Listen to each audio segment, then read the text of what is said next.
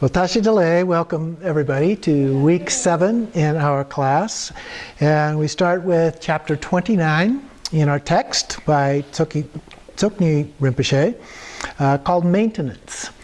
And he starts off with one of the things that I like in Buddhism. He says that a lot of people simply take their practice too seriously. And that gets to be a problem. So he's talking about opening up. And says open up completely, emphasize looseness. And I think that that is important because we can get too focused and too serious about these things. And so we need to lighten up. Look at the lamas. Look at their role model. I mean, they're always laughing. Look at the Dalai Lama. Even when he's serious, he winds up sticking lots of laughter into that. So I think that that's an important thing to do. And he says then, after recognizing Ripa, there are 3 qualities that are important. The first one is looseness, which he's basically referring to, brightness, and lucidity. And then he goes into some detail about these things. So he says brightness has to do with having vivid senses. So we're aware of things that are around us. Typical place where we start off in the beginning of the practice in terms of mindfulness is that kind of a focus. And looking at objects become much more clear and vivid to us. So it's that kind of thing. So our senses are wide open. And then lucidity is being clear. Now, being clear here has to do not with transparency, but with a sense of knowing. Is that clear? Kind of a sense of clear, okay? And then he goes on to talk more about looseness. He says, be open, very free, very relaxed. Have an attitude of abandon. I mean, after all, what are we doing? We're abandoning all our conceptual thoughts and ideas and so forth. We're letting go of all of that thing. So enjoy it. Just let go, let it be, if you will. One does not really care too much about keeping that which has been recognized. One simply allows it. Then, within that state, emphasize a bright presence of mind. So that's his basic advice, but he goes on then and talks about how we sometimes not want to let an experience slip away, and that creates tenseness because we're trying to grasp onto that feeling or onto that experience, and so that creates this tension, and the looseness then disappears. So be loose and relaxed, he says, as a part of that. Says the Dzogchen definition of meditation state is while the duration of Ripa lasts. So typically what we talk about in Dzogchen, when you go into the meditation and you're meditating on Ripa, you're in meditation until something else comes up. And as soon as something else comes up, you're no longer in that meditation state. So we do lots of short meditations, partly because of that. But the other one is that we can focus more on quality if we do short meditations than trying to do long, sustained ones. But eventually, as we practice, as we train our mind to do those things, we do get longer and longer. We are able to sustain those times. But you don't want to force it. You want it to let it happen naturally.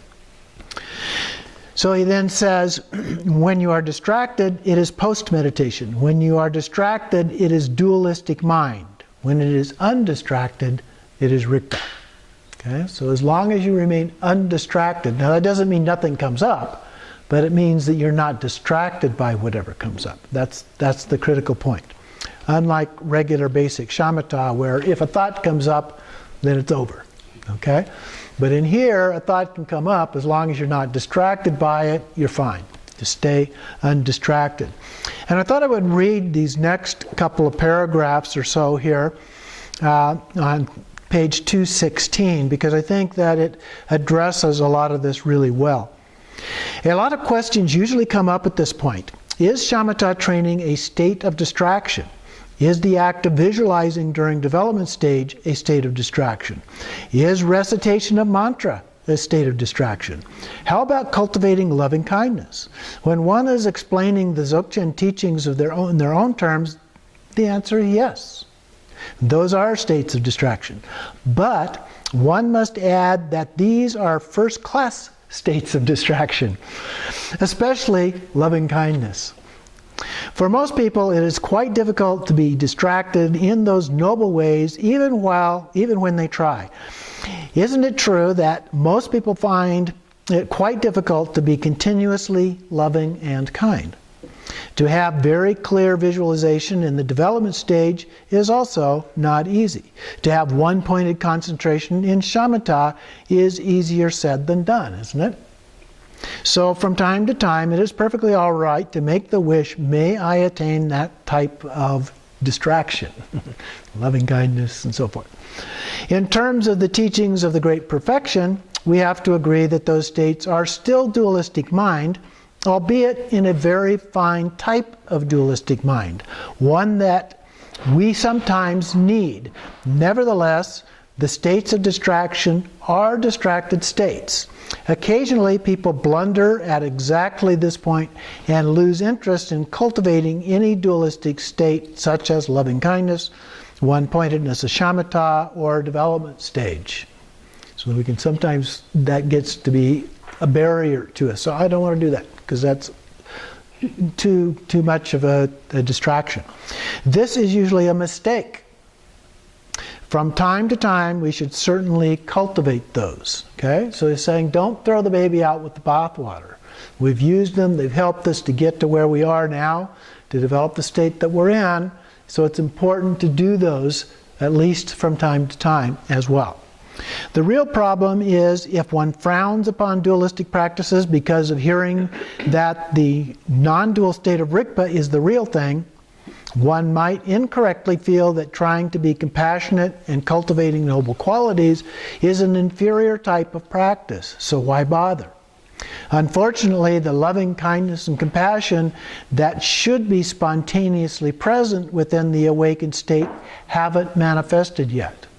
So there's a point at which that if we haven't really developed those in our practice, the natural occurrence of loving kindness and compassion may not have developed to the point where it's coming out on its own. So in those cases, it's good to go back and reinforce that with these other practices. One is in a vacant and dry blankness where nothing much happens. To fixate one's mind on the unconditioned while rejecting noble qualities is an obstacle. It is self-created hindrance for practitioners of particularly this type of practice. This obstacle is called the demonic view of black dissipation. I'm not sure what exactly that means other than the fact that it's an obstacle. A view that gives credence to neither good nor evil. You could say that Mara's blessing that causes one to go astray, one feels no interest in cultivating good qualities because such practice is too conceptual. But one does not naturally have any good qualities either. So nothing happens. That is a big obstacle and one of the reasons Dzogchen teachings are kept secret. Okay? So I think that's very important to be aware that while these teachings give specific, simple directions, you can get caught up in it in a way that becomes problematic. Okay? So we need to be aware that all of the rest of this doesn't go away. The teachings say that Dzogchen includes all of that. Okay? So we need to remember that that is included.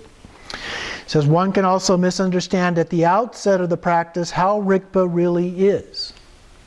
Yes, it's spacious and open, outwardly spacious, and that is definitely not Rigpa. Okay, so the space that we see out here is not Rigpa, it's space. But if it was truly Rigpa, the compassionate qualities and devotion would naturally appear. So true practitioners of Rigpa sincerely appreciate their guru and the lineage of teachings. So those things are still included. And he continues, a specific psychological problem accompanies this, distortion. The misguided Dzogchen yogi tells himself or herself, I shouldn't do this because it's dualistic. Okay? And then one becomes stuck. So it's a potentially huge obstacle. If this arises, supplicate your guru, receive more instruction, and then dive into the conceptual practices of loving kindness, compassion. Give up the state of Ripa that one has been hanging on to so seriously. Okay?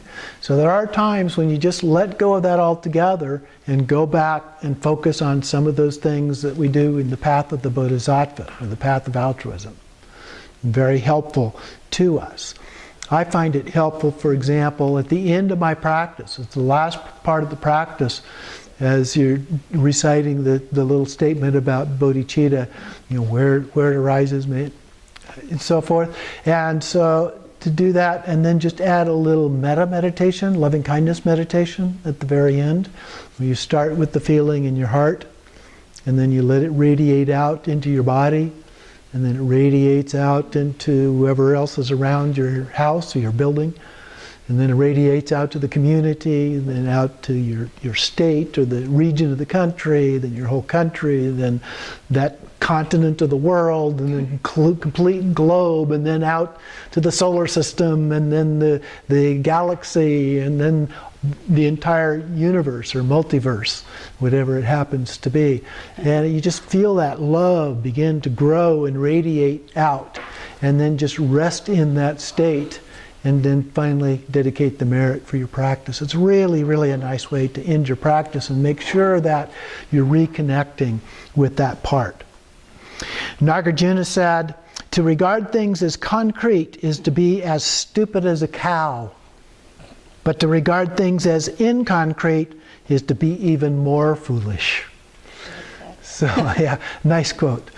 So we need to be careful about doing that, because it's very easy to reify all kinds of things. As long as there's a label, it's easy to make it as if it's something very real, and then we get stuck or we get distracted. It becomes an obscuration. And then as you get distracted, you stray away from Rigpa. So he talks about two types of distraction. One is not even noticing that you're out of Rigpa. As in the meditation state, and you're just drifting off into some other kind of thought pattern or experience. The other one is something that begins, it catches your attention, and you're off even though you are aware of it. You notice that you're off, but oh yeah, I got to think about that. I've got to do this today, that today. To-do lists are big ones for that kind of thing. Oh yeah, I don't want to forget this. Or something came up in your meditation. Oh yeah, I don't want to forget that. And so those can be distractions. So that's another type of distraction. The first type, he says, tends to be with advanced meditators and that are perhaps too loose. When one is distracted, we need to re-recognize the empty essence. And then recognizing empty essence means realizing there is no object. Other forms of meditation, we have an object, whether a physical or mental object. But in this, there is no object. It's without signs. We talk about shamatha, without signs, without object. So you have to let go of that. And possibly the cognizant nature begins to look for an object. So when we're sitting there in this total lack of object of any kind, the brain starts saying, there's nothing here to hold on to. I need something to hang on to. And so it starts looking for an object. And it can even turn space into an object. And he calls this spaced out meditation. So Rigpa is definitely lost, or maybe it was not correctly recognized in the beginning. So Rigpa is empty and spacious. Rigpa's spaciousness is not an object held in the mind. It's natural, open, and free. So if you're aware that your attention is about to move, re-recognize the empty quality. Then there will be no distraction. And he continues to talk about three types of freedom. Freed upon arising, naturally freed, and free beyond benefit and harm. So the first one, free upon arising, has two manifestations. The first one is re-recognizing a thought is about to be formed. So sometimes when you're in the state, you can recognize that something's about to come up. You don't know what it is yet. It hasn't come up in the form of a word or a label or anything like that, but you just feel it almost beginning to come up. And then it dissolves, it goes away. And he says it's like writing in water. You know, if you take your finger and write your name in water, it very quickly disappears. So you could never, somebody else could never read it unless they just followed the pattern of your finger in the water. But another is during post-meditation, where we become distracted and remember immediately to go back to Ripa. So the idea is that you can sustain that sense of Ripa as you go about your daily activities. That's the ideal. Meditation on the cushion is a tool. It's not the goal. The goal is to be able to do it all the time. So you want to stay in that state of Ripa while you're going about doing other things.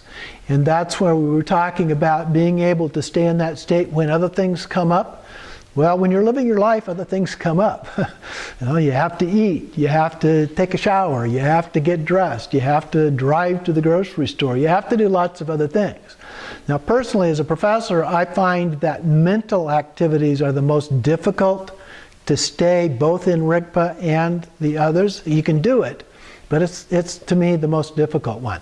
Now, you may have a different one that's the most difficult for you, but physical activities, I find it's much easier to stay in Ripa while doing, especially routine things. Washing the dishes, cleaning, those kinds of things, I find it very easy.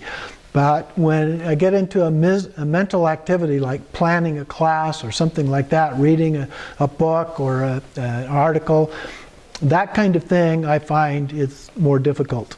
More challenging, at least for me to do. But that's still the goal, okay, is to get to a state where you can actually do those kinds of things. The second one is naturally freed. And so in that one he describes as no matter what type of object distracts you, the distraction dissolves without the use of any other remedy. Whatever might arise, you can recognize Ripa during it. It is freed. Okay? So something comes up, it does distract you, but at that time you recognize Ripa independent of that, or even within that, and then you have been freed from that. The third way is freed beyond benefit and harm. So this is compared to a thief entering an empty house. So this is at an advanced level, and addresses all phenomena which are nothing other than the play of Ripa.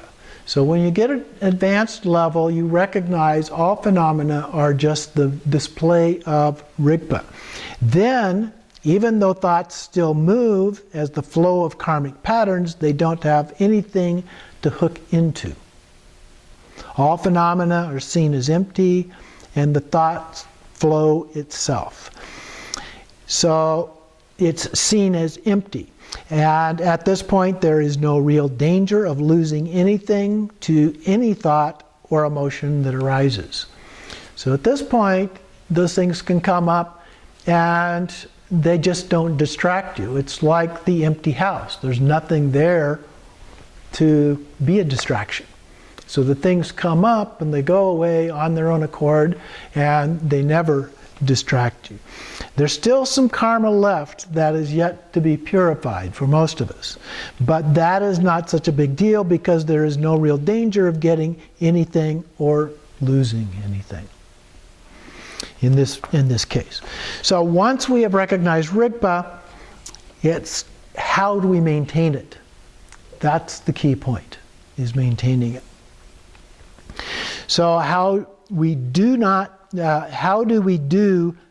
fabricating or not contriving, he says. You know, how do we avoid fabricating things or contriving things? We have to use words to communicate.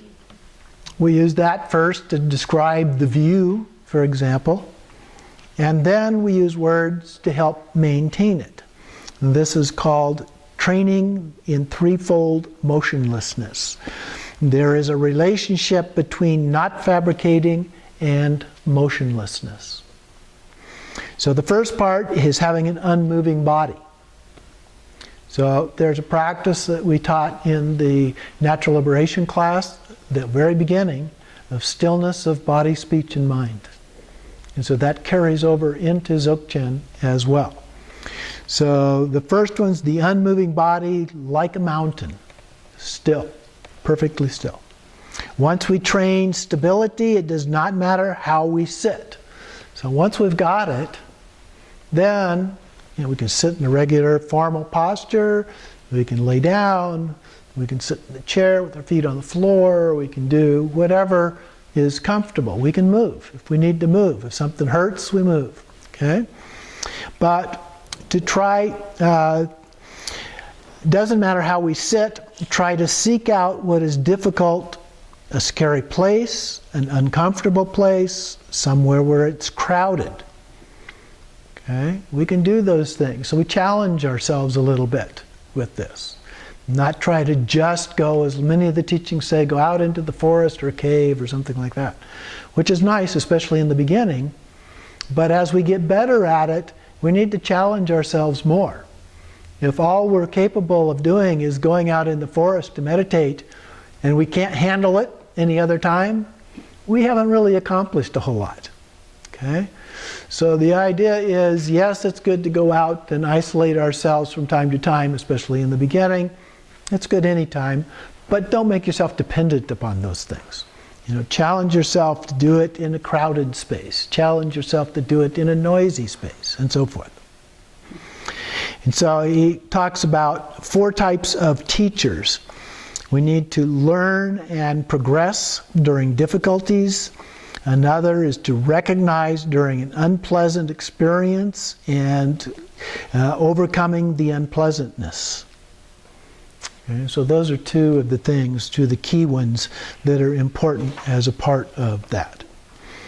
So the next one, those are all related to the body. The next one is usually you would think speech, body, speech, and mind, but in this case, he's reframed that as unmoving senses. So speech would be a part of that, but all of the senses, if you will. So here the senses are open, nothing is obstructed. You do not have to listen deliberately, yet all the senses are wide open. Okay, so things happen. You're wide open, they come to you, but you're not distracted by them. We breathe through the mouth, and this is a tradition part of that's a little bit different than the standard Virachana posture, and that is to have your mouth just barely open, just a tiny bit, okay? And you breathe in through your mouth and nose, actually, you're breathing through both, but just a little bit open, just relaxed. As you go in and out. Now I find in Arizona in particular that could dry your mouth out real fast. So it's a little bit problematic. So you may need to swallow or take a drink or something like that if you're doing it in that form, particularly around here. But it's unforced, you don't force it, it's just relaxed, natural breathing. You don't do anything special related to that, just long, relaxed, and look straight ahead, which is what we normally do with Dzogchen meditation. And then when we get up and walk around, we do that with open eyes. And so that's one of the reasons why we are taught in the not just Dzogchen, but the Tibetan tradition generally, meditate with your eyes open, because we're training. This is training. We're training for the rest of our life. And most of the rest of our life is done with eyes open. And so if you meditate with your eyes closed all the time, you're not going to get the same level of transference into your daily life as you get if you get used to meditating with your eyes open. And if you're used to doing it with your eyes closed, it can be kind of challenging in the beginning to make that transition. But you can do it. And other reasons for doing it are that you tend to get more drowsy if you meditate with your eyes closed. Some people tend to get more distracted they meditate with their eyes closed, they get other kinds of visions and things. They're not able to focus as well. So there's a variety of reasons why you might do that. Another one is that when we get to Togao, you have to do it with your eyes open. It's an eyes open practice. And so if you're used to it already, you're able to do it. If you're only used to doing it with your eyes closed, that's going to be more of a challenge for you. So again, there's a variety of reasons for doing that.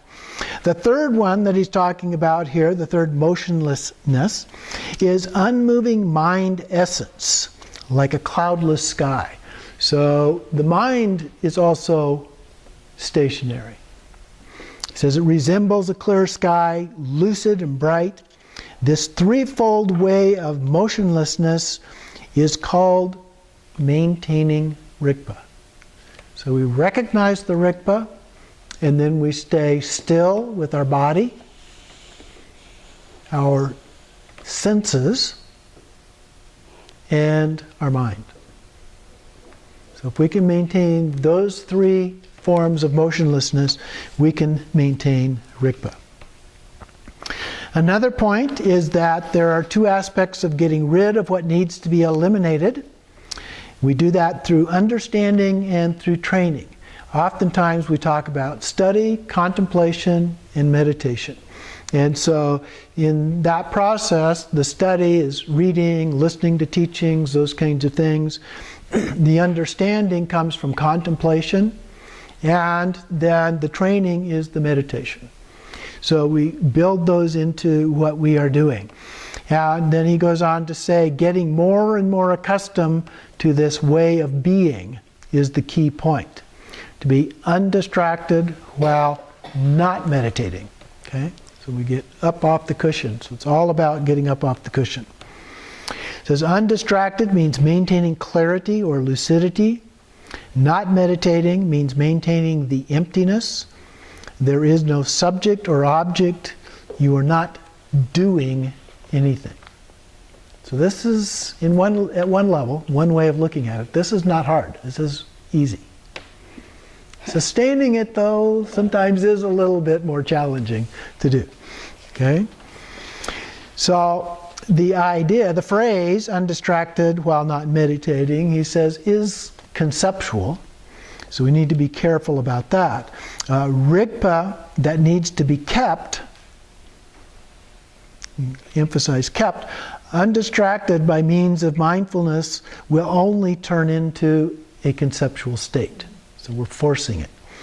So undistractedness is not kept by being deliberately mindful.